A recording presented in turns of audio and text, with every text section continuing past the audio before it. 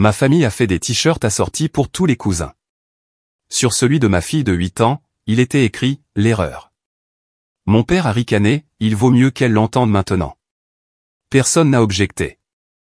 Je n'ai pas crié. J'ai fait ceci. Le lendemain, leurs vies ont commencé à se désagréger. Je m'appelle Amélie, j'ai 32 ans, et ma fille Chloé en a 8. Notre réunion de famille annuelle aurait dû être remplie de rire et de joie. Mais au lieu de cela, j'ai regardé les yeux de ma fille se remplir de larmes alors qu'elle dépliait son t-shirt personnalisé portant l'inscription « L'erreur ».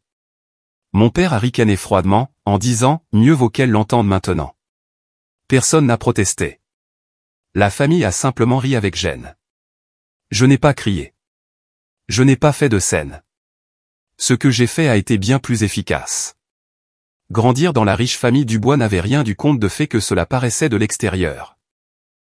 Notre vaste maison en Normandie, avec ses jardins manucurés et ses sols en marbre, pouvait sembler parfaite, mais ses murs contenaient une froideur qu'aucun chauffage coûteux ne pouvait réchauffer.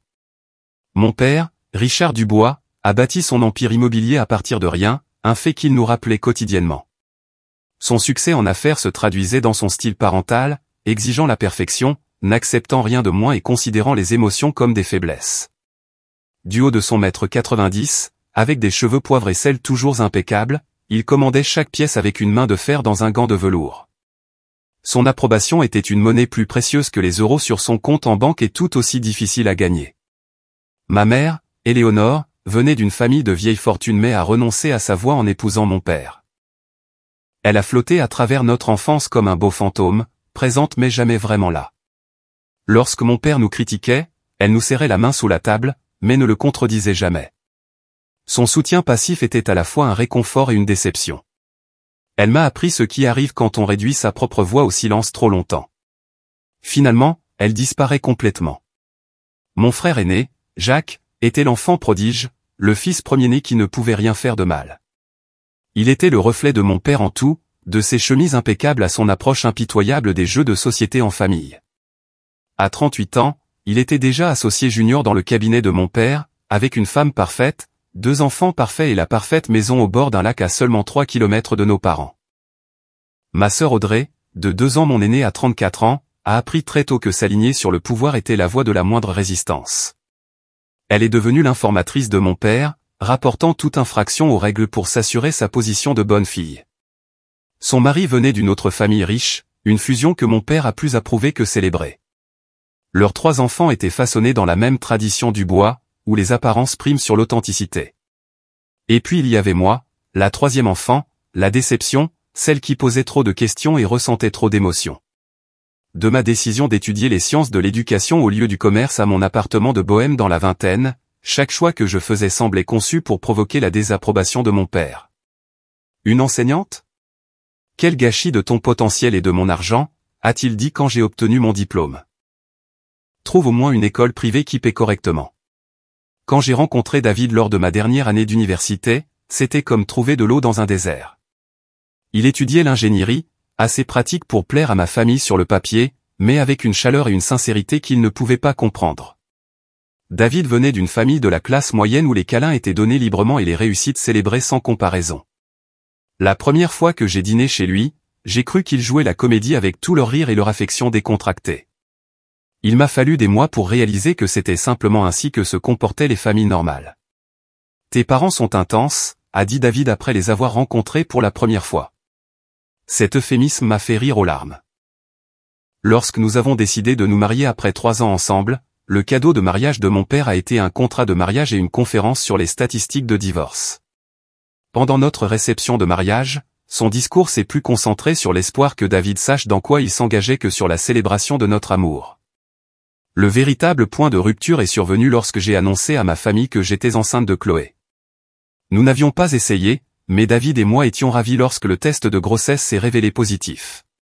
Ma famille a réagi comme si j'avais annoncé un diagnostic de maladie en phase terminale. Était-ce prévu, a demandé ma mère avec inquiétude dans la voix. Eh bien, cela complique les choses, a dit mon père en soupirant lourdement. Je suppose que des félicitations s'imposent, bien que ton timing aurait pu être meilleur. Jacques a plaisanté en demandant si David savait comment utiliser correctement une protection et Audrey a demandé si nous pourrions encore nous permettre notre prêt immobilier. Pas une seule félicitation sans une réserve. Malgré leur réaction, David et moi avons créé notre propre bulle de joie. Nous avons peint la chambre du bébé en jaune soleil, assemblé les meubles ensemble le week-end et parlé à mon ventre qui s'arrondissait chaque nuit. Quand Chloé est arrivée, le visage rouge et criant avec des poumons en bonne santé, elle était parfaite à tous les égards importants. Au cours des 8 années suivantes, j'ai essayé de maintenir une relation avec ma famille, principalement pour le bien de Chloé. Je voulais qu'elle ait des grands-parents et des cousins, qu'elle sache d'où elle venait, même si cet endroit n'était pas parfait. David a soutenu ma décision, mais observait avec une inquiétude croissante comment chaque réunion de famille me laissait épuisé et Chloé confuse par les dynamiques subtiles. Pourquoi papy ne me demande jamais de nouvelles de mes projets artistiques, a demandé Chloé une fois après un dîner du dimanche guindé où mon père avait longuement interrogé ses cousins sur leurs activités, mais l'avait à peine remarqué. Papy montre simplement son intérêt différemment, ai-je menti, me détestant de trouver des excuses. Les micro-agressions se sont poursuivies année après année. Des cadeaux de Noël pour Chloé nettement moins chers que ceux de ses cousins. Ma mère oubliant d'inclure la photo d'école de Chloé sur le présentoir des petits-enfants. Audrey programmant des activités entre cousins quand elle savait que nous ne pouvions pas venir, puis envoyant des photos sur le groupe de discussion familiale. David observait tout cela avec une colère grandissante. Elles sont assez subtiles pour que toute confrontation te fasse passer pour hypersensible, a-t-il observé après un Thanksgiving particulièrement tendu. C'est presque impressionnant la façon dont ils peuvent blesser sans laisser de preuves. Pourtant, j'ai persisté, croyant que maintenir ces liens familiaux imparfaits valait mieux que de n'en avoir aucun. Je ne réalisais pas à quel point j'avais tort jusqu'à cette fatidique réunion de famille qui a tout changé. La réunion de la famille Dubois était une tradition aussi rigide que les cols empesés de mon père. Chaque mois de juillet, nous nous retrouvions dans la propriété de mon père au bord d'un lac en Savoie, un vaste chalet de 6 chambres avec un quai privé et un hangar à bateau. La présence n'était pas facultative. C'était un ordre tacite. Manquer la réunion sans une hospitalisation ou des funérailles comme excuse déclencherait des mois de commentaires passifs-agressifs et d'appels téléphoniques inquiets sur vos priorités. Alors que juin laissait place à juillet cette année-là, mon anxiété a commencé à monter comme la chaleur estivale.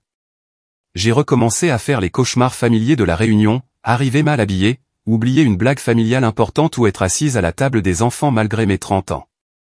Nous ne sommes pas obligés d'y aller, m'a rappelé David doucement alors que je nettoyais sous l'effet du stress notre cuisine déjà impeccable à minuit, 2 semaines avant l'événement. Ta famille n'a pas le monopole des plaisirs de l'été. On pourrait emmener Chloé à Disneyland Paris à la place. La tentation était forte, mais mon conditionnement l'était aussi. C'est important pour Chloé de connaître sa famille élargie, ai-je répété, la justification sonnant creux même à mes propres oreilles. Vraiment, a insisté David. Chaque fois que nous y allons, je te vois te recroqueviller et Chloé devenir confuse.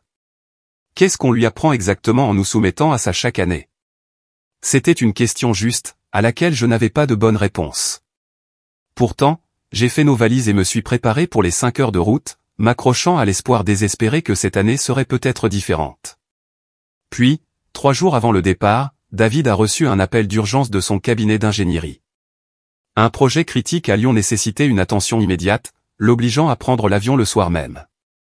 Je suis vraiment désolé, a-t-il dit à la hâte en rangeant son ordinateur portable professionnel.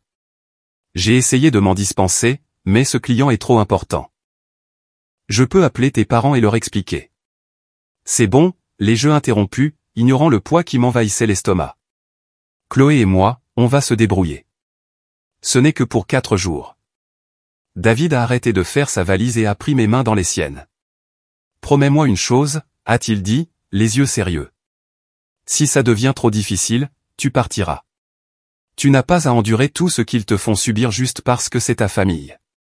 J'ai promis, sans savoir à quel point ces paroles seraient prophétiques. Chloé était déçue de l'absence de David, mais sautillait d'excitation pendant que nous chargions la voiture. À 8 ans, elle était assez grande pour se souvenir des bons moments des réunions passées nager dans le lac, griller des marshmallows, jouer avec ses cousins mais trop jeune pour saisir pleinement les courants sous-jacents de tension. Est-ce que papy nous emmènera encore à la pêche, a-t-elle demandé alors que nous nous engagions sur l'autoroute. Et est-ce que tante Marthe fera ses crêpes spéciales? Peut-être, ai-je répondu sans m'engager. Marthe était la sœur de mon père, la seule personne qui pouvait parfois lui tenir tête, bien qu'elle ait sa propre forme de loyauté familiale qui se traduisait souvent par le renforcement plutôt que le questionnement des traditions. Nous sommes arrivés au chalet du lac juste après midi le vendredi. L'allée de gravier était déjà bordée de VUS et de voitures de sport de luxe, signe que le reste de la famille était arrivé plus tôt, probablement pour échanger des notes avant notre arrivée. Jacques nous a accueillis sur la terrasse panoramique, un verre de scotch à la main malgré l'heure matinale. La fille prodigue est de retour, a-t-il annoncé, me faisant une étreinte raide à un bras. Où est David? Il n'a pas pu venir ou il n'a pas pu nous affronter? Son rire suggérait qu'il plaisantait, mais ses yeux ne le faisaient pas d'urgence professionnelle, ai-je répondu simplement, aidant Chloé avec son sac à dos. Ma mère est sortie de la maison, sa robe en lin impeccable malgré la chaleur estivale. Amélie, ma chérie, tu es arrivée, a-t-elle dit, me faisant un baiser aérien près de la joue. Elle s'est tournée vers Chloé avec un sourire qui atteignait presque ses yeux. Et regarde comme tu grandis, Chloé. C'est juste Chloé, mamie, a corrigé poliment ma fille. Elle faisait cette même correction depuis des années. Un tel diminutif amoindrit le joli nom que tes parents t'ont donné, a répondu ma mère avec un sourire étudié. Entrez, tout le monde attend. Les heures suivantes furent une parade de compliments déguisés et de comparaisons à peine voilées. Les enfants de Jacques, Léo et Emma, ont été immédiatement mis en avant avec leur récente réalisation. Léo, 12 ans, avait gagné un concours régional de mathématiques. Emma, 10 ans, avait été acceptée dans un programme d'été d'élite de ballet à Paris. Les enfants d'Audrey n'étaient pas loin derrière dans les Olympiades des accomplissements. Inès, 9 ans, parlait déjà couramment le français et le mandarin grâce à son coûteux tuteur de langue. Les jumeaux, Sophie et Guillaume, bien que n'ayant que 6 ans, lisaient apparemment à un niveau de CM1. Lorsque les projecteurs se sont tournés à contre-cœur vers Chloé, ma mère a demandé « Et quelles activités fais-tu cet été, Chloé ?» « Je prends des cours de natation et je suis dans un camp d'art », a répondu Chloé avec enthousiasme. Ma professeure d'art a dit que j'avais un bon œil pour la couleur. Comme c'est gentil, est intervenue ma sœur Audrey avec un sourire étudié. C'est important d'avoir des passe-temps. Inès a été invitée à un programme d'art pour surdoués, mais nous avons dû refuser à cause de ses engagements au violon. J'ai vu le sourire de Chloé vaciller légèrement, et j'ai serré sa main sous la table. Le schéma était si familier qu'il en était presque réconfortant dans sa prévisibilité. Des questions posées, non pas pour exprimer un intérêt sincère, mais pour créer des ouvertures à des comparaisons. Le dîner de ce premier soir fut une affaire tendue sur la terrasse arrière surplombant le lac. Mon père tenait la cour en bout de table, distribuant des opinions sur tout, de la politique à la cuisson parfaite du steak, comme s'il s'agissait de proclamations divines. J'ai remarqué comment chacun ajustait ses propres opinions exprimées pour s'aligner sur les siennes, une danse à laquelle j'avais cessé de participer des années auparavant.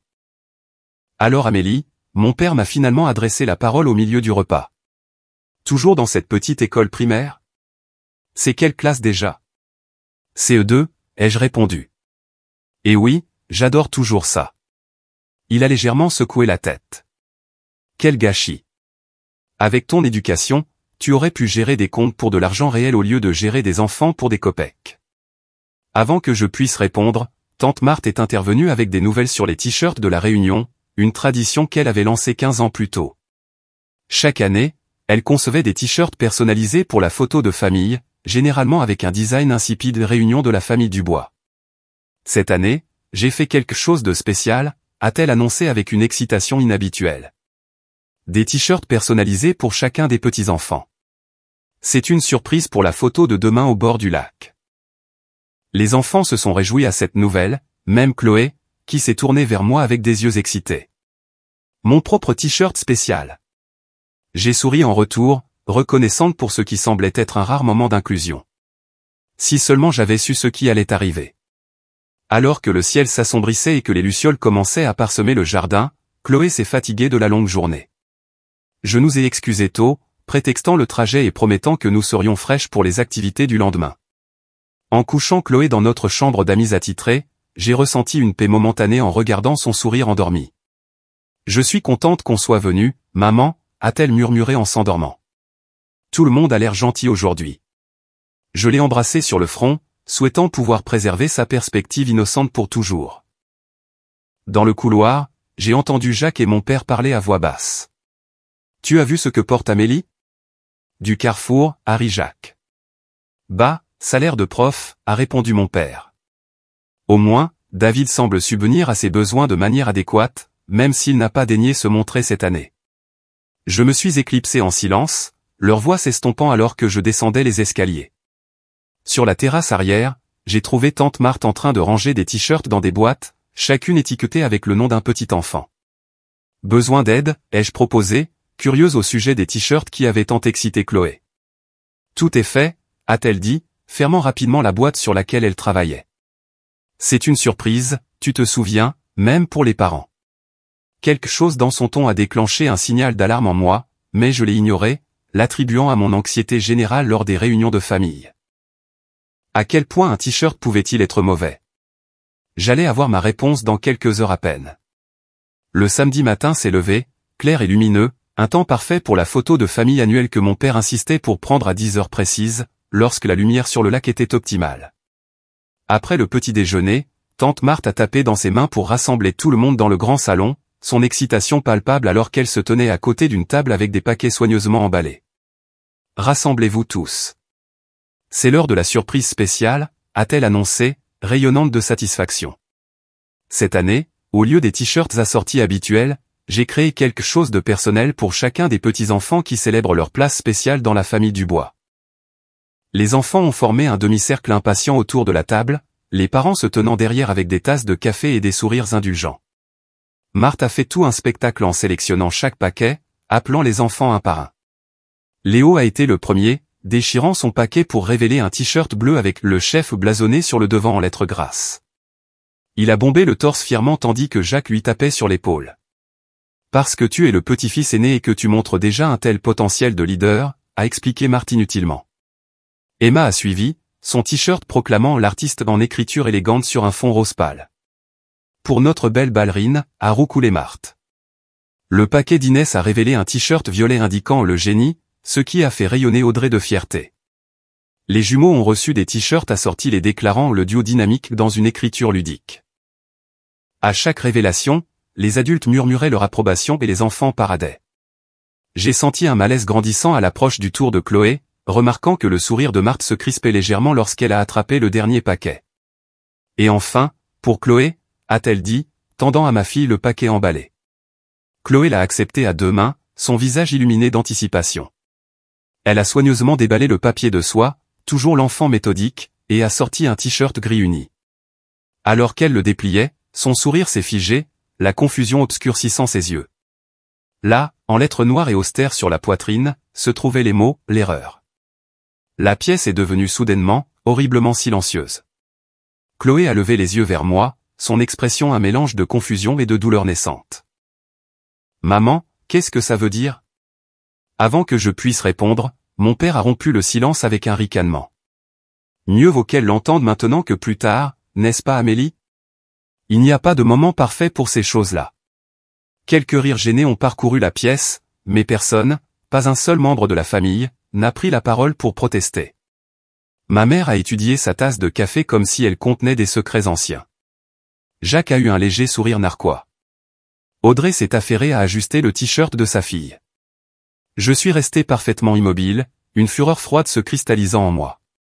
À cet instant, j'ai compris avec une clarté parfaite ce que ma famille pensait vraiment de mon enfant, ma belle, gentille, créative fille qui n'avait jamais rien fait pour mériter leur cruauté.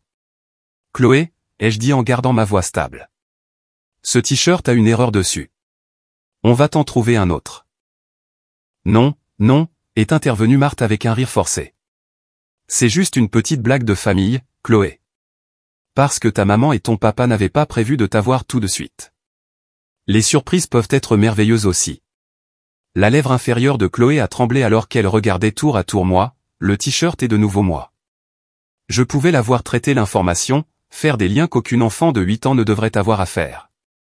Tout le monde s'habille, a annoncé mon père en regardant sa montre. Photo dans 30 minutes au quai. Aucune exception.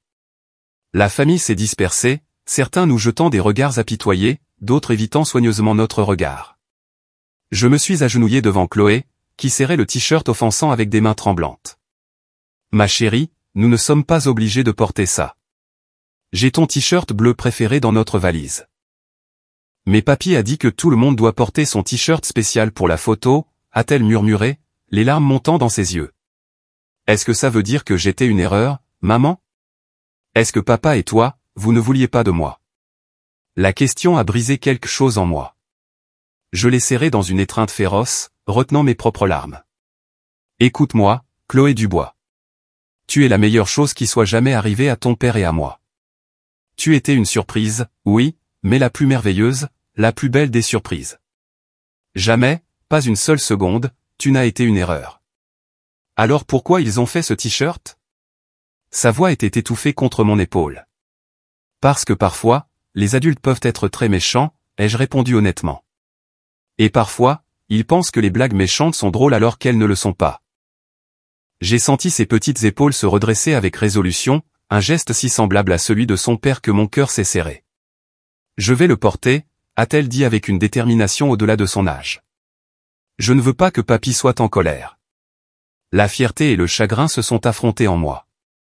Je voulais faire nos valises et partir immédiatement, mais j'ai aussi reconnu ce moment pour ce qu'il était, une chance pour Chloé d'apprendre à rester digne dans des situations difficiles. Je la laisserai faire ce choix, mais ce serait la dernière fois que ma famille aurait le pouvoir de la blesser. Si tu veux le porter, tu peux, lui ai-je dit. Mais souviens-toi que ce qui est sur un t-shirt ne définit pas qui tu es. La séance photo de famille a été atroce. Nous nous sommes rassemblés sur le quai, disposés par taille, avec les petits-enfants devant. Chloé se tenait raidement dans son t-shirt gris, le mot cruel visible pour l'appareil photo. Je me suis positionné directement derrière elle, une main sur son épaule en signe de soutien silencieux. Mon père dirigeait les opérations comme une manœuvre militaire. Léo, le menton haut. Inès, arrête de gigoter. Chloé, tu dois sourire correctement. J'ai regardé ma fille forcer un sourire qui n'a jamais atteint ses yeux, et quelque chose s'est durci en moi. Cela n'arriverait plus jamais. Après les photos, j'ai entendu des conversations autour de la propriété qui n'ont fait qu'alimenter ma rage grandissante. C'était juste une blague, a dit Jacques à sa femme. Amélie a toujours été trop sensible. Eh bien, le t-shirt n'a pas tort, a murmuré Audrey à son mari. On se souvient tous à quel point tout le monde était choqué quand elle a annoncé cette grossesse. Même la faible défense de ma mère était révélatrice. Peut-être que Marthe est allée un peu loin, mais tu sais comment elle est avec ses petites blagues. Ce soir-là, après des activités que Chloé a simplement subies, je l'ai mise au lit. Elle avait été silencieuse toute la journée, se repliant sur elle-même d'une manière que je ne lui avais jamais vue. Maman, a-t-elle demandé alors que je lissais ses cheveux en arrière de son front. Suis-je vraiment une erreur?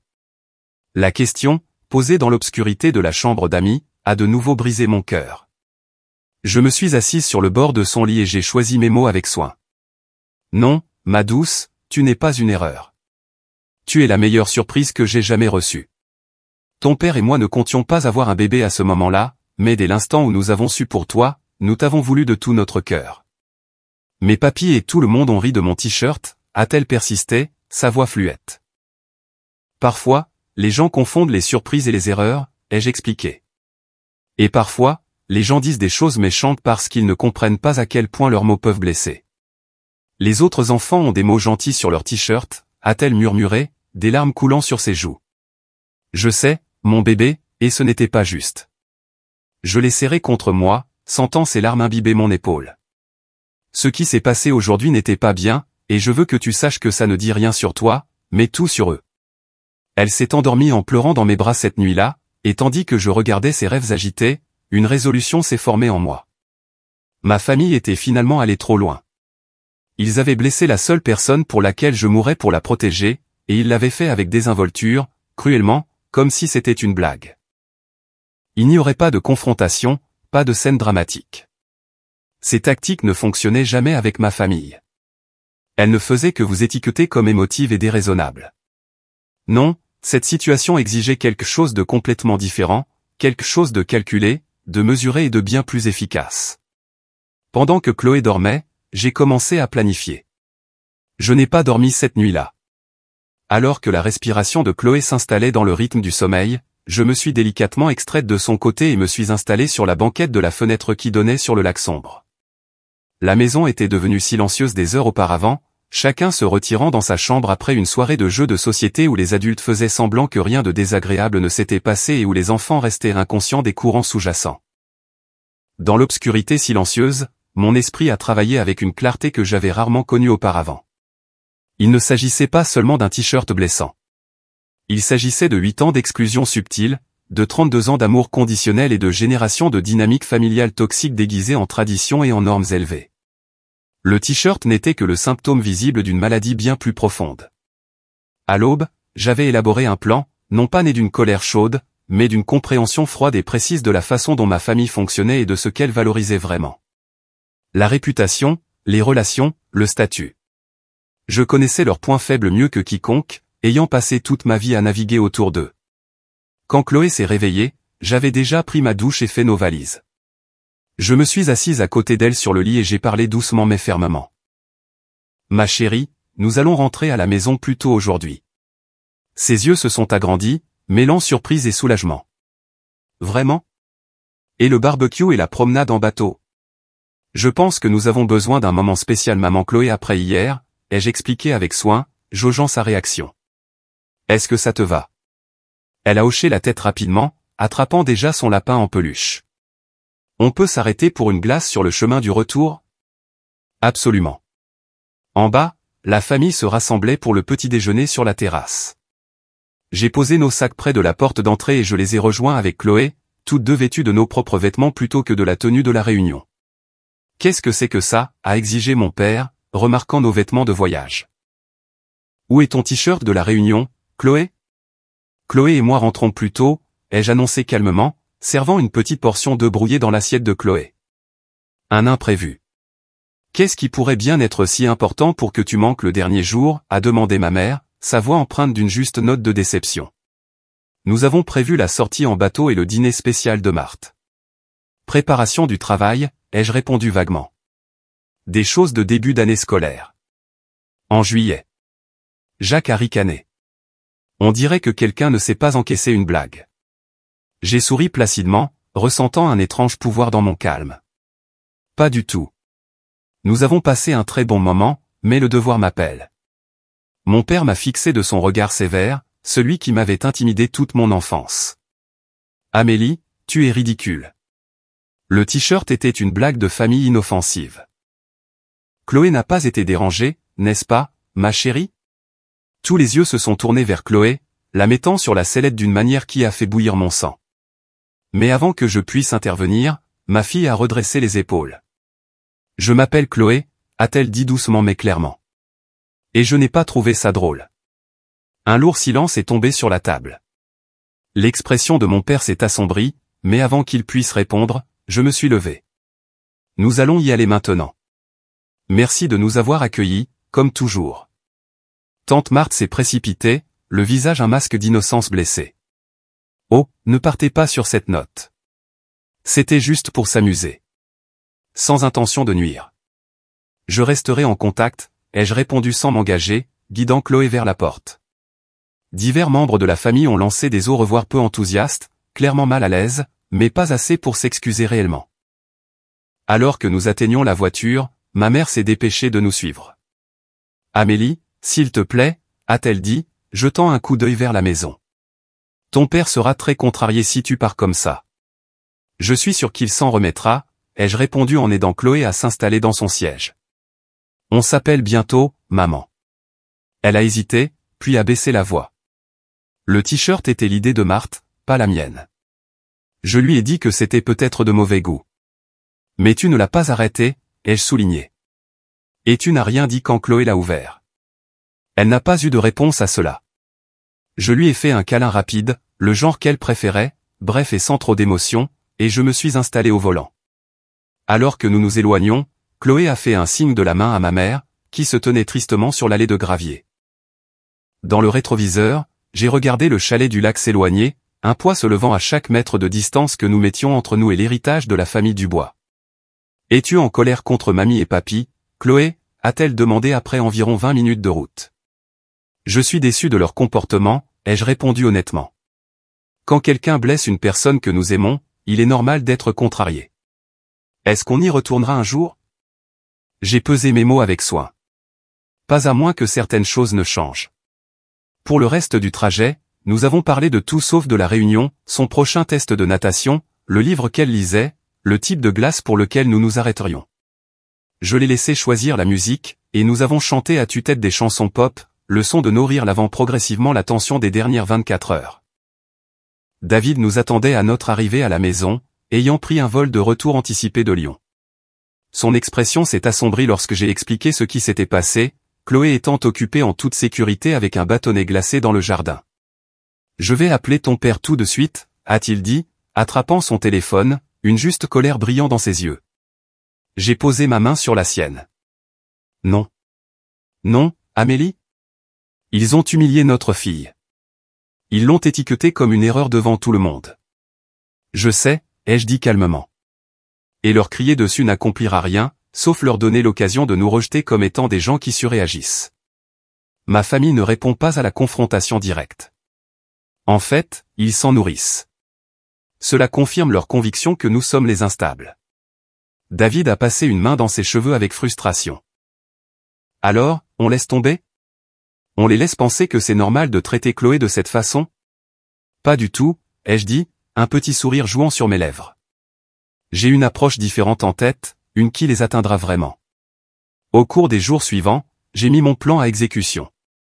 D'abord, j'ai tout documenté, créant un compte rendu détaillé de l'incident du t-shirt, ainsi que d'autres exemples de la manière dont ma famille avait subtilement exclu Chloé au fil des ans. Je l'ai écrit de manière factuelle, sans langage émotionnel, rendant impossible de le rejeter comme une simple sensiblerie.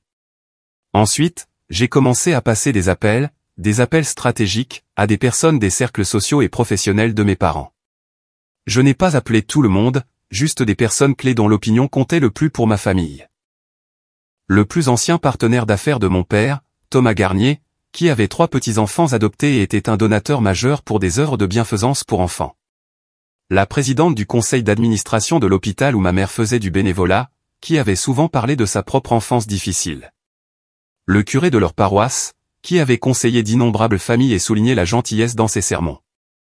À chacun, j'ai raconté l'histoire simplement et factuellement, en incluant une photo du t-shirt que David avait insisté pour prendre comme preuve avant que nous ne le jetions. Je ne leur ai rien demandé de spécifique. Je n'en avais pas besoin. Leurs réactions m'ont tout dit. « C'est arrivé dans ta famille ?» a demandé Thomas, sa voix lourde de déception.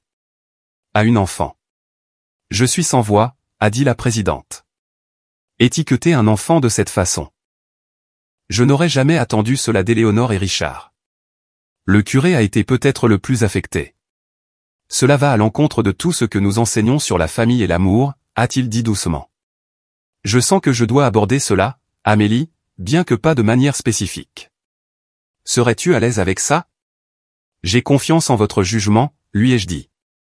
J'ai également contacté la psychologue scolaire de l'école privée que fréquentaient les enfants de Jacques et Audrey, exprimant mon inquiétude quant au comportement d'intimidation que j'avais observé et à la manière dont il pourrait affecter le développement de l'empathie de mes neveux et nièces. Les enfants modèlent souvent ce qu'ils voient à la maison, ai-je expliqué. Et je m'inquiète des valeurs qui sont normalisées dans notre famille élargie. Enfin, j'ai rédigé un email réfléchi et mesuré à plusieurs membres de la famille qui n'étaient pas à la réunion des cousins éloignés, le frère cadet de mon père, qui avait toujours été lui-même le mouton noir partageant ce qui s'était passé et exprimant ma tristesse de devoir nous éloigner des futures réunions à moins que des changements importants ne se produisent. La réponse a été immédiate et massive. Des expressions de choc, de soutien et d'inquiétude ont afflué. Plusieurs parents ont partagé leurs propres histoires de sentiments de marginalisation par les normes de la famille Dubois. Mon oncle m'a appelé directement, la voix nouée par l'émotion. J'ai toujours su que Richard pouvait être dur, mais faire ça à une enfant. Je suis désolé, Amélie. Tu fais bien de t'exprimer. Tout au long de ce processus, je n'ai rien publié sur les réseaux sociaux ni fait de grandes déclarations. Il ne s'agissait pas de honte publique ou de vengeance. Il s'agissait de mettre enfin en lumière des schémas qui avaient prospéré dans l'ombre pendant des générations. David a observé mon approche méthodique avec une appréciation grandissante. « Tu ne coupes pas les ponts », a-t-il observé un soir. « Tu en construis de nouveaux tout en laissant les ponts toxiques s'effondrer sous leur propre poids. » « Exactement », ai-je répondu, terminant un email à la sœur de ma mère qui vivait à l'étranger. Ma famille valorise l'apparence par-dessus tout. Ils peuvent ignorer mes sentiments, mais ils ne peuvent pas ignorer le jugement collectif de tout leur cercle social. La dernière partie de ma réponse était peut-être la plus importante, axée sur la guérison de Chloé.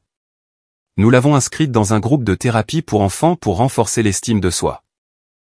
Nous avons créé de nouvelles traditions familiales pour remplacer la réunion, nos propres t-shirts spéciaux avec des mots comme créative, gentille et aimée que Chloé a aidé à concevoir. Nous avons programmé plus de temps avec les parents de David, qui avaient toujours montré à Chloé un amour et une acceptation sincères.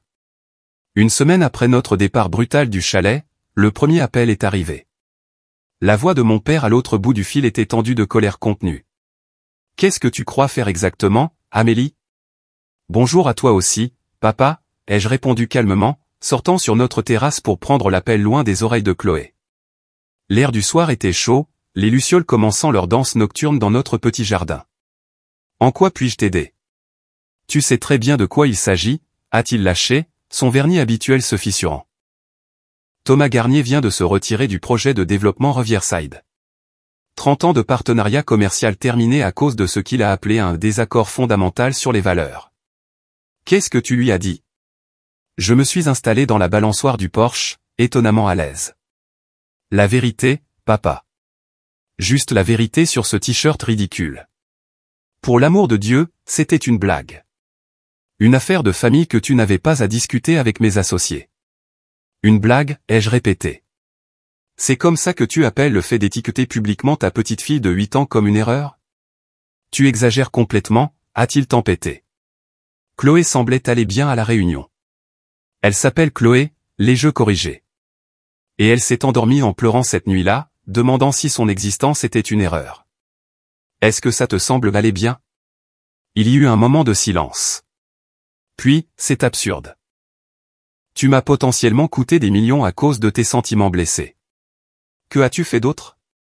À qui d'autre as-tu parlé ? J'ai simplement partagé notre expérience avec les gens qui demandaient pourquoi nous étions partis plus tôt, ai-je dit, la demi-vérité roulant facilement sur ma langue. Il semble que beaucoup de gens ont des opinions bien arrêtées sur les adultes qui intimident les enfants, surtout les membres de la famille. Intimidé ? Il a pratiquement craché le mot. Cette famille t'a tout donné. École privée, frais de scolarité, relations. Et un amour conditionnel, ai-je interrompu. N'oublie pas cette partie du package. La conversation a dégénéré à partir de là, mon père alternant entre des menaces sur mon héritage, sur lequel je n'avais jamais compté, et des accusations de trahison. Je suis resté calme tout du long, refusant d'élever la voix ou de m'engager dans ces tentatives de détourner la conversation du problème central, leur traitement de Chloé. Tu as fait valoir ton point de vue, a-t-il finalement dit, son ton glacial. Maintenant, arrête ces bêtises avant de causer des dommages irréparables à la réputation de cette famille. C'est là que tu te trompes, papa, ai-je dit doucement. Je n'essaie pas de faire valoir un point de vue. J'établis une limite. Il y a une différence. J'ai mis fin à l'appel en me sentant étrangement légère, comme si j'avais déposé un fardeau que je portais depuis toute ma vie. David m'a trouvé toujours assise sur la balançoire du Porsche, regardant les étoiles émergentes. Ton père, a-t-il deviné en s'asseyant à côté de moi. Le premier domino, ai-je confirmé en m'appuyant contre son épaule. Au cours des jours suivants, les dominos ont continué de tomber. Marthe a appelé ensuite, sa voix stridente d'indignation. La psychologue scolaire veut un rendez-vous avec moi au sujet du langage préoccupant de Guillaume et Sophie envers leurs camarades, a-t-elle fulminé. Ils disent que j'encourage l'intimidation. Moi ? La présidente de l'association des parents d'élèves. Comme c'est contrariant pour toi, ai-je répondu d'un ton neutre. C'est ton œuvre, n'est-ce pas, m'a-t-elle accusé. Tu as transformé une blague de famille inoffensive en une sorte de problème de protection de l'enfance. J'ai simplement exprimé mon inquiétude quant aux valeurs enseignées dans notre famille, ai-je expliqué. Si les professionnels trouvent cela suffisamment préoccupant pour intervenir, cela vaut peut-être la peine d'y réfléchir. L'appel d'Audrey est arrivé sur les talons de celui de Marthe, son ton habituellement supérieur remplacé par une véritable détresse. Harper est rentré en pleurant aujourd'hui, a-t-elle dit sans préambule. Un parent a dû raconter à son enfant ce qui s'est passé à la réunion. Maintenant, elle demande si nous pensons qu'elle est meilleure que ses cousins et pourquoi nous serions méchants avec Chloé. J'ai ressenti une pointe de sympathie pour Harper, qui n'était après tout qu'une enfant elle-même. Je suis désolé qu'elle soit contrariée, ai-je dit sincèrement. C'est difficile quand les enfants réalisent que leurs parents ne sont pas parfaits. C'est de ça qu'il s'agit, a demandé Audrey, une vulnérabilité rare dans sa voix. Nous punir de ne pas être des parents parfaits ? Non, ai-je dit doucement. Il s'agit de m'assurer que ma fille ne grandisse pas en pensant qu'elle vaut moins que ses cousins. Il s'agit de briser des cycles, Audrey. Il y eut une longue pause. Maman est effondrée.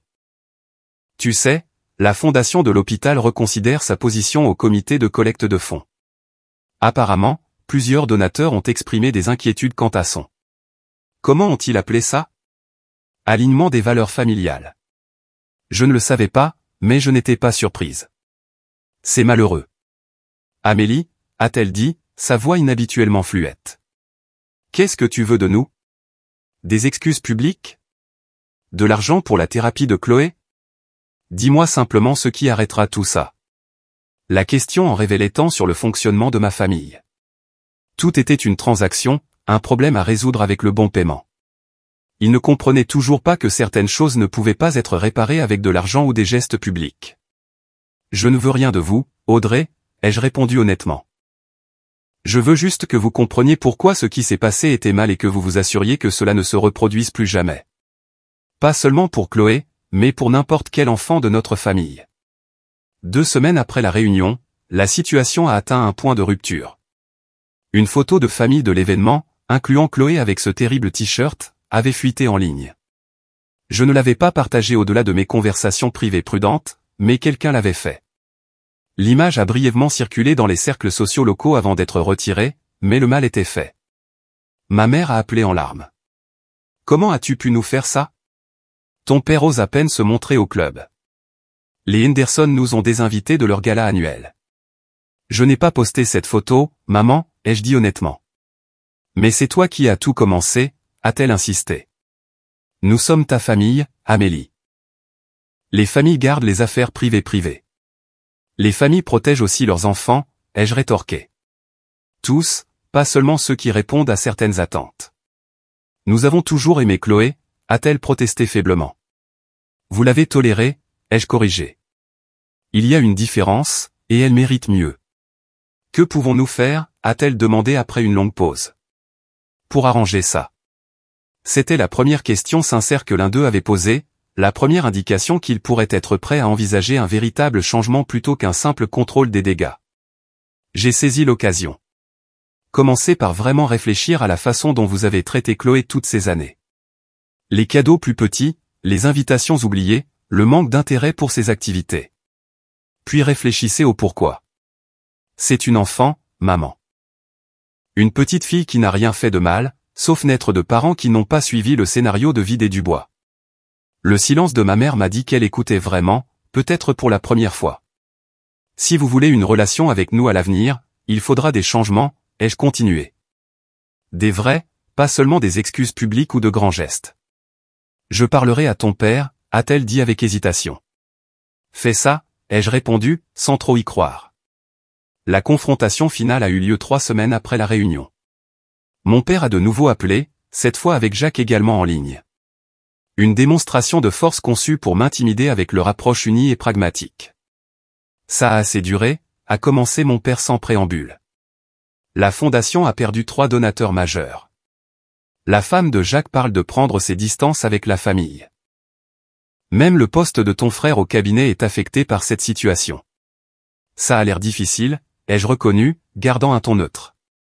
Nous sommes prêts à présenter des excuses officielles, est intervenu Jacques, sa voix sèche et professionnelle. Une déclaration familiale reconnaissant que le t-shirt était inapproprié.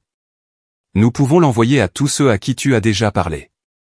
Et un fonds d'études pour Chloé, a ajouté mon père, pour démontrer notre engagement envers son avenir. C'était si typique d'eux, de penser qu'ils pouvaient résoudre une profonde blessure émotionnelle avec de l'argent et des déclarations formelles. Ils ne comprenaient toujours pas que ce n'était pas un problème de relations publiques. C'était un problème fondamental avec la façon dont ils voyaient les relations et traitaient les gens qui ne répondaient pas à leurs normes arbitraires. J'apprécie l'offre, ai-je dit avec précaution, mais ce n'est pas de ça qu'il s'agit. Alors qu'est-ce que tu veux, a exigé mon père, la frustration évidente dans sa voix. Dis-le-nous pour qu'on puisse tourner la page. Je veux que vous compreniez qu'on ne peut pas se racheter à coups d'argent après avoir maltraité les gens, ai-je expliqué. Je veux un vrai changement, pas des gestes performatifs. C'est ridicule, est intervenu Jacques. Nous offrons des excuses substantielles et une compensation financière. Que pourrais-tu vouloir de plus? Du respect, ai-je répondu simplement. Pour Chloé, pour moi, pour quiconque ne correspond pas à votre définition étroite du succès. Et je le veux de manière constante, pas seulement quand il y a des conséquences sociales en jeu et si nous ne pouvons pas répondre à ces vagues exigences émotionnelles, a demandé froidement mon père. Alors nous continuerons à vivre nos vies séparément du cercle de la famille Dubois, ai-je répondu. C'est votre choix. L'appel s'est terminé avec la menace finale de mon père. Tu seras retiré du testament pour ça, Amélie. Tout ce dont tu aurais hérité ira à Jacques et Audrey. Je n'ai pas pu m'empêcher de rire. Le son m'a surprise, même moi. Papa, cette menace ne fonctionne qu'avec les gens qui accordent plus de valeur à ton argent qu'à leur dignité. J'ai fait mon choix il y a longtemps. Après avoir raccroché, David m'a trouvé dans la cuisine, regardant notre modeste jardin où Chloé jouait avec des amis du quartier, son rire flottant à travers la fenêtre ouverte. Comment ça s'est passé, a-t-il demandé, m'enlaçant par derrière. À peu près comme prévu, ai-je soupiré, m'appuyant contre lui. Ils ont offert de l'argent et des excuses formelles, mais aucune réelle compréhension. Es-tu d'accord avec la situation actuelle? J'ai regardé Chloé montrer à ses amis comment faire des colliers de pâquerettes, son visage illuminé de confiance et de joie. Plus que d'accord, ai-je répondu. Pour la première fois, j'ai l'impression que nous sommes vraiment libres. Les semaines qui ont suivi la confrontation avec mon père et Jacques ont apporté un sentiment de paix inattendu. C'était comme si une tempête était passée, laissant derrière elle un ciel clair et un air frais, sans le courant sous-jacent constant d'anxiété à l'idée de plaire à ma famille ou d'être à la hauteur de leurs standards. Je me suis retrouvée plus présente, plus patiente et plus joyeuse dans ma vie quotidienne. David a immédiatement remarqué le changement. Tu ris plus maintenant, a-t-il observé un soir alors que nous préparions le dîner ensemble. Plus profondément, en quelque sorte, comme si ça venait d'un endroit qui était bloqué avant. Il avait raison. Le rire venait plus facilement, et les larmes aussi quand elles en avaient besoin. Les deux coulaient librement, sans la régulation attentive qu'on m'avait enseignée depuis l'enfance. Pour la première fois de ma vie, je ne surveillais pas constamment mes émotions pour m'assurer qu'elles restaient dans les paramètres acceptables des Dubois. Notre objectif principal est devenu d'aider Chloé à traiter ce qui s'était passé et à reconstruire son estime de soi. Nous avons trouvé une merveilleuse thérapeute pour enfants, la docteure Samantha Lambert, spécialisée dans la dynamique familiale et utilisant l'art-thérapie pour aider les enfants à exprimer des sentiments pour lesquels ils n'avaient peut-être pas encore de mots. La bonne nouvelle, nous a dit la docteure Lambert après plusieurs séances, c'est que Chloé est remarquablement résiliente. Elle a été blessée par ce qui s'est passé, absolument. Mais elle est aussi assez jeune pour que l'expérience ne soit pas devenue déterminante pour elle. Que pouvons-nous faire pour l'aider à avancer, ai-je demandé, serrant la main de David. Continuez à faire ce que vous faites, a-t-elle conseillé. Créer un environnement familial où elle se sent valorisée inconditionnellement.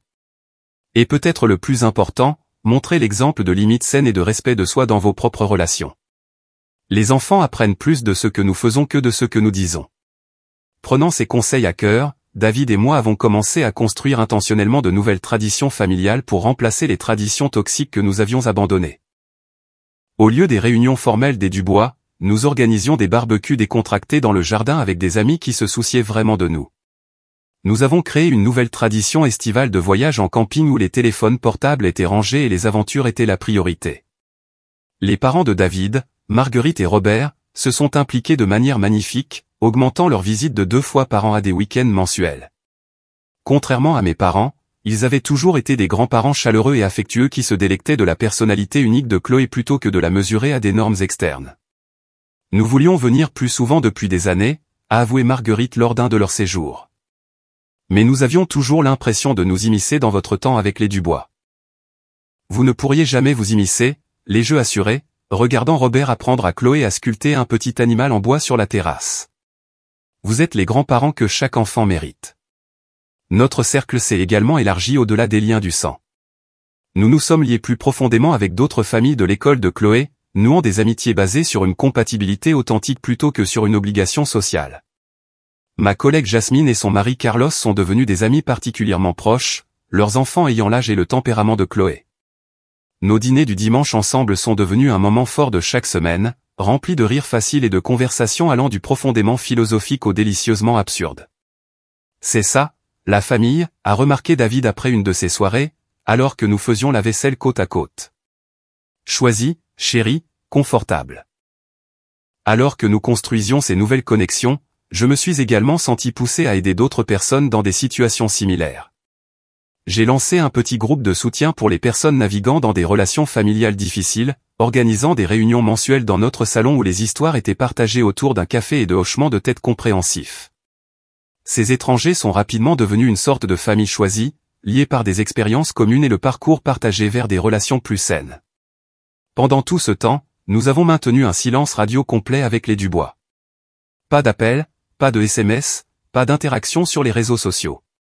Ce n'était pas un silence de colère, juste un silence nécessaire, un espace pour la guérison et le recalibrage. Je ne détestais pas ma famille d'origine. Je reconnaissais simplement que la dynamique était trop brisée pour un contact occasionnel. 6 mois après l'incident du t-shirt, par un après-midi d'octobre frais, un nom inattendu est apparu sur l'écran de mon téléphone, Audrey. J'ai hésité avant de répondre, sortant sur le porche pour plus d'intimité. Bonjour, Amélie. Sa voix semblait différente, moins polissée, plus humaine. Je n'étais pas sûr que tu décrocherais. Honnêtement, je n'en étais pas sûr non plus, ai-je admis. Il y eut une pause. Puis, je vois quelqu'un, un thérapeute. Enfin, je veux dire. De toutes les choses que je m'attendais à ce qu'elle dise, ce n'était pas sur la liste. Oh. Après tout ce qui s'est passé, Harper n'arrêtait pas de poser des questions auxquelles je ne pouvais pas répondre. Pourquoi on traitait Chloé différemment? Pourquoi papy les comparait toujours? Pourquoi on pensait que c'était normal? Sa voix s'est légèrement brisée. Je n'avais pas de bonne réponse. Je suis restée silencieuse, la laissant continuer. Le thérapeute a suggéré que je répétais peut-être des schémas de notre propre enfance. La compétition constante, l'approbation conditionnelle. Il m'a demandé si j'étais heureuse de la façon dont j'élevais mes enfants, et j'ai réalisé. Elle a pris une profonde inspiration. Que non. Je les transforme en petites versions de nous, et je ne veux pas ça pour eux.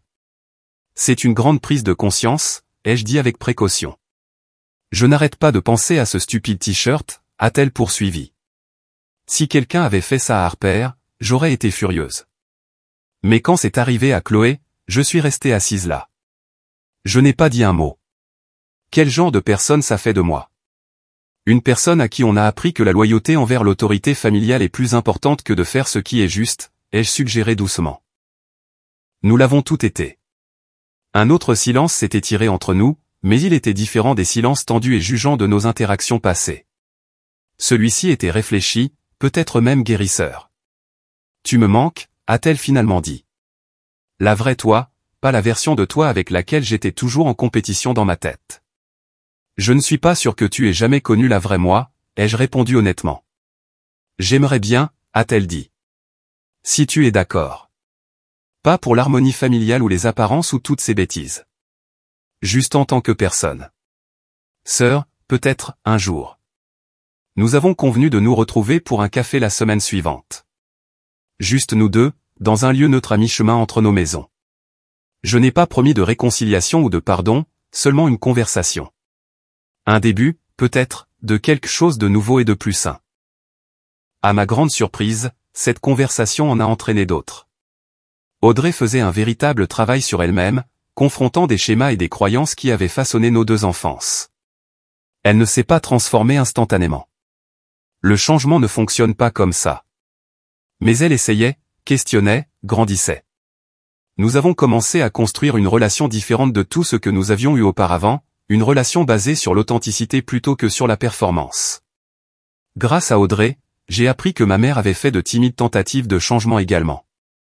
Elle avait commencé à voir le même thérapeute, initialement pour comprendre pourquoi Amélie était si difficile, mais s'engageant progressivement sur des questions plus profondes.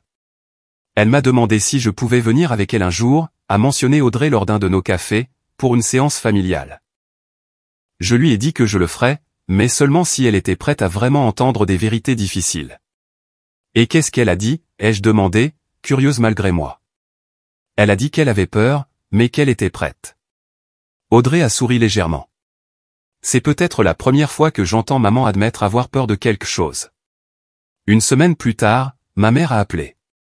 Notre conversation a été maladroite mais étonnamment réelle. Elle a posé des questions sur Chloé, écoutant réellement mes réponses au lieu d'attendre son tour pour parler. Elle ne m'a pas poussé à me réconcilier avec mon père ou à retourner aux événements familiaux.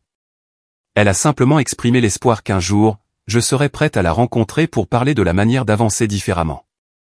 Ton père ne changera peut-être jamais, a-t-elle reconnu avec une franchise qui m'a choqué.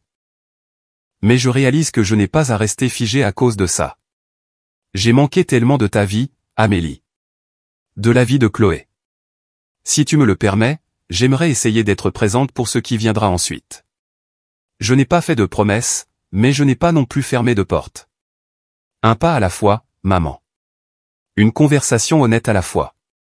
Quant à mon père et à Jacques, ils sont restés campés sur leur position, envoyant occasionnellement des emails au ton formel qui ressemblaient plus à des propositions commerciales qu'à des communications familiales.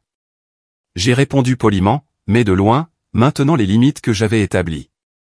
Marthe a envoyé des excuses manuscrites qui semblaient sincères par moments, mais qui incluaient toujours des justifications pour son humour mal compris. J'en ai accusé réception par une brève note, mais n'ai pas cherché à poursuivre le contact. Le développement le plus inattendu est survenu pendant les vacances d'hiver. Nos premières sans les rassemblements obligatoires de la famille Dubois. Au lieu du dîner tendu habituel chez mes parents, nous avons organisé une journée portes ouvertes chaleureuse et chaotique pour notre famille choisie, amis du travail, parents de David, voisins et membres de mon groupe de soutien. Au milieu de la soirée, Audrey est arrivée avec ses enfants, ayant accepté mon invitation prudente. Harper a immédiatement cherché Chloé, les deux cousines reconstruisant timidement leur relation sans la compétition toxique qu'il avait définie auparavant. En les regardant jouer à un jeu de société ensemble, gloussant à des blagues internes, j'ai ressenti un espoir doux amer pour la prochaine génération. On fait nos propres t-shirts cette année, a annoncé fièrement Chloé à Harper, lui montrant les feutres pour tissu et les t-shirts blancs unis que nous avions disposés comme activité. Tu peux en faire un aussi. Tu peux écrire le mot que tu veux qui te décrit. Harper m'a regardé, incertaine. N'importe quel mot? N'importe quel mot positif qui te semble vrai, ai-je confirmé avec un sourire. Pas un que quelqu'un d'autre a choisi pour toi. Alors que les cousines penchaient leur tête ensemble sur les t-shirts, débattant des mots et des dessins, Audrey est apparue à mes côtés. C'est agréable, a-t-elle dit doucement. Différent, mais agréable. C'est exactement ce dont nous avions besoin, ai-je répondu, regardant nos enfants créer quelque chose de nouveau ensemble, quelque chose de plus sain que ce dont nous avions hérité. 1 an après l'incident du t-shirt, la vie avait trouvé un nouveau rythme. Le printemps a apporté une explosion d'activités, Chloé excellant dans la pièce de théâtre de son école, David recevant une promotion et ma propre opportunité inattendue de diriger une initiative à l'échelle du district sur le bien-être émotionnel dans l'éducation. Nos journées s'écoulaient avec une facilité naturelle que je n'avais jamais connue dans la maison de mon enfance, où chaque réussite était mesurée à des normes impossibles et chaque échec magnifié. Chloé, maintenant âgée de 9 ans, s'était épanouie en l'absence de comparaison constante avec ses cousins. Sa créativité naturelle s'est épanouie alors qu'elle se découvrait une passion pour la narration, remplissant des carnets d'aventures illustrés sur une super-héroïne dont le pouvoir était de voir le bien en chacun. Sa thérapeute, la docteure Lambert, avait réduit leurs séances à des bilans mensuels, notant que Chloé montrait une résilience et une intelligence émotionnelle remarquables pour son âge. Elle parle de ses sentiments si ouvertement, m'a dit la docteure Lambert lors de notre dernière consultation régulière. C'est un cadeau, Amélie. Beaucoup d'adultes ne développent jamais cette capacité. Nous essayons de donner l'exemple à la maison, ai-je expliqué, pensant à quel point c'était différent de ma propre éducation, où les émotions étaient traitées comme des perturbations gênantes à gérer plutôt que comme des expériences naturelles à comprendre. Ça se voit, m'a-t-elle assuré. Chloé décrit votre maison comme un endroit où tout le monde peut être soi-même. C'est la guérison en action. Ces mots sont restés avec moi, une validation des choix douloureux mais nécessaires que nous avions faits. Notre contact avec ma famille d'origine est resté limité et soigneusement géré. Ma mère et moi étions passés à des déjeuners mensuels, parfois maladroits, parfois étonnamment significatifs, toujours honnêtes. Audrey et moi parlions régulièrement, notre relation évoluant vers quelque chose qui méritait vraiment le nom de sororité. Mon père est resté distant, n'ayant jamais reconnu un quelconque méfait au-delà d'une déclaration formelle rédigée par l'avocat de la famille, qui s'excusait pour tout malentendu concernant une blague familiale. Jacques a suivi son exemple, ne contactant que pour les grandes fêtes avec des cartes impersonnelles signées par son assistante. « Est-ce que ça te dérange ?» a demandé David un soir alors que je mettais de côté une autre carte de vœux générique de mon père, qu'il n'ait pas vraiment changé. J'ai réfléchi attentivement à la question. Pas autant que je le pensais. J'ai accepté que mon père ne sera peut-être jamais capable du genre de vulnérabilité qu'un vrai changement exige. Sa génération, sa personnalité, sa position. Tout est construit sur le fait de ne jamais admettre de faiblesse. Et Jacques suit le chemin de la moindre résistance, comme toujours, ai-je haussé les épaules. Mais c'est leur perte. Nous construisons quelque chose de mieux ici. Ce que nous construisions s'étendait au-delà de notre famille immédiate. Mon groupe de soutien avait grandi, s'associant finalement à un centre communautaire local pour offrir des ateliers réguliers sur l'établissement de limites saines et la guérison des traumatismes familiaux. J'ai trouvé une satisfaction inattendue à aider les autres à naviguer sur des chemins similaires aux miens, partageant les leçons que j'avais apprises par l'expérience et de nombreuses lectures sur les systèmes familiaux. Au cours d'un de ces ateliers, une participante a posé une question qui a touché une corde sensible. Comment arrêtez-vous de vous sentir coupable de vous protéger de la famille qui vous a blessé ? J'ai pensé à mon propre parcours. Le murmure persistant de « mais c'est ta famille qui m'avait fait accepter un traitement inacceptable pendant tant d'années. La famille devrait être les personnes qui vous font vous sentir le plus en sécurité au monde, ai-je répondu. S'ils vous font constamment sentir petit, effrayé ou indigne à la place, cela ne remplit pas le véritable but de la famille. Se protéger, et surtout protéger ses enfants, de ce genre de mal n'est pas égoïste. C'est nécessaire. C'est un acte d'amour pour les générations futures qui méritent mieux qu'un traumatisme hérité. Les yeux de la femme se sont remplis de larmes de reconnaissance, et j'ai su que mes mots l'avaient atteinte. En aidant les autres à trouver leur force, je continuais de renforcer la mienne. Alors que l'été approchait à nouveau, apportant avec lui l'anniversaire de l'incident de la Réunion, nous avons décidé de créer une nouvelle tradition. Nous avons invité notre famille choisie, amis, collègues, parents de David, et oui, même Audrey et ses enfants à un rassemblement dans le jardin célébrant les vraies valeurs familiales. La pièce maîtresse de l'événement était un nouvel ensemble spécial de t-shirts, un pour chaque personne présente. Contrairement aux t-shirts diviseurs et hiérarchiques de l'année précédente, ceux-ci ont été conçus en collaboration, chaque personne choisissant son propre mot à imprimer sur son t-shirt. Un mot qui reflétait une qualité qu'elle valorisait en elle-même ou aspirait à développer. David a choisi le solidaire. J'ai sélectionné l'authentique. Chloé a délibéré pendant des jours avant de décider de créative. Les parents de David ont choisi le joyeux et présent. Amis et collègues ont sélectionné des mots allant de compatissant à résilient en passant par en croissance. Les plus émouvants ont été les choix faits par Audrey et ses enfants. Après mûre réflexion, Audrey a choisi apprentissage. Harper a choisi gentille. Les jumeaux, maintenant plus individuels qu'identiques dans leur personnalité en développement, ont choisi le courageux et le curieux, respectivement. L'après-midi du rassemblement est arrivé avec un temps parfait, le soleil filtrant à travers les chênes de notre jardin. À l'arrivée des gens, chacun a reçu son t-shirt personnalisé, l'atmosphère a des années-lumière de la tension de la réunion de l'année précédente. Chloé a pris une fierté particulière à présenter à sa cousine son t-shirt gentille. J'ai choisi les couleurs pour le tien spécialement, a-t-elle dit à Harper, qui rayonnait de plaisir devant le tissu violet vif. Après que tout le monde se soit changé pour mettre son t-shirt, nous nous sommes rassemblés pour une photo de groupe.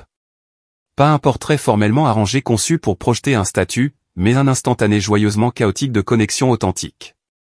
Enfants et adultes se mêlaient, certains faisant des grimaces, d'autres riant au milieu d'une conversation, tous portant des mots qui donnaient du pouvoir plutôt que de diminuer. Au fur et à mesure que l'après-midi avançait, je me suis retrouvé dans une conversation tranquille avec Audrey, regardant nos filles jouer à un jeu élaboré de leur propre invention sous le chêne. Penses-tu que nous aurions été amis si nous n'avions pas été sœurs ? Je veux dire, a-t-elle demandé soudainement. J'ai sérieusement réfléchi à la question. Probablement pas au début. Nous avons été façonnés pour être des personnes si différentes. Mais maintenant, peut-être. Elle a hoché la tête pensivement. Je pense à cet incident du t-shirt tous les jours, tu sais. Plus avec culpabilité, mais comme un tournant. Si tu ne t'étais pas affirmé comme tu l'as fait, nous serions tout encore piégés dans ces schémas. Mes enfants grandiraient en pensant que ce genre de comportement est normal. Il a fallu tout perdre pour réaliser ce qui comptait vraiment, ai-je admis. Mais je ne le regrette pas, tu n'as pas tout perdu, a-t-elle souligné, montrant du doigt le jardin rempli de gens. Tu as remplacé ce qui était cassé par quelque chose de mieux. Elle avait raison. En regardant le groupe rassemblé, divers en âge, en origine et en personnalité, mais unis par une connexion authentique, j'ai ressenti un profond sentiment d'accomplissement. C'était ce que la famille devrait être, choisie, chérie, célébrée pour son moi authentique plutôt que pour sa capacité à se conformer à des normes arbitraires. Plus tard, alors que le crépuscule d'été s'approfondissait et que les lucioles commençaient à apparaître, David a attiré l'attention de tous. Il se tenait sur notre petite terrasse, Chloé à ses côtés, tous deux éclairés par les guirlandes lumineuses que nous avions accrochées pour l'occasion. Nous voulions remercier tout le monde de faire partie de notre vraie famille, a-t-il dit simplement. L'année écoulée nous a appris que la famille n'est pas définie par l'ADN, la tradition ou l'obligation. Elle est définie par la façon dont les gens se traitent les uns les autres, avec gentillesse, respect et amour. Chloé s'est avancée soudainement, paraissant plus âgée et plus confiante que ses 9 ans. Mon t-shirt de l'année dernière disait que j'étais une erreur, a-t-elle annoncé, sa voix claire et stable. Mais ma maman et mon papa m'ont appris que je ne suis pas ce que les autres m'étiquettent. C'est à moi de décider qui je suis. Mon cœur s'est gonflé de fierté alors qu'elle continuait. Alors, merci d'être le genre d'adulte qui laisse les enfants être eux-mêmes et qui se rendent mutuellement meilleurs au lieu de plus petits. La soirée s'est poursuivie, les conversations s'écoulant naturellement, de nouvelles connexions se formant entre des personnes de différentes parties de nos vies. En me déplaçant dans la foule, attrapant des bribes de rire et de discussions significatives, j'ai réalisé que nous avions créé quelque chose que mon père, avec toute sa richesse et son pouvoir, n'avait jamais réussi à faire, une communauté basée sur une acceptation authentique plutôt que sur la performance et la peur. Debout au bord de mon jardin, observant cette tapisserie de relations authentiques, j'ai senti une dernière pièce de guérison se mettre en place. La petite fille en moi qui s'était toujours sentie inadéquate, toujours en quête d'une approbation qui n'arrivait jamais, pouvait enfin se reposer. Nous avions brisé le cycle. La famille n'est pas une question de perfection, de pouvoir ou de maintien des apparences à tout prix. La vraie famille, qu'elle soit liée par le sang ou unie par le choix, consiste à créer des espaces où les gens peuvent être authentiquement eux-mêmes, où les erreurs sont accueillies avec compassion plutôt qu'avec mépris, où l'amour ne vient pas avec des conditions. Défendre Chloé m'avait finalement appris à me défendre moi-même, à définir ma propre valeur plutôt qu'à accepter les définitions limitatives des autres. Le voyage n'était pas terminé. La guérison ne suit jamais une ligne droite, mais nous avancions avec des yeux clairs et des cœurs ouverts, créant quelque chose de beau à partir des morceaux brisés du passé.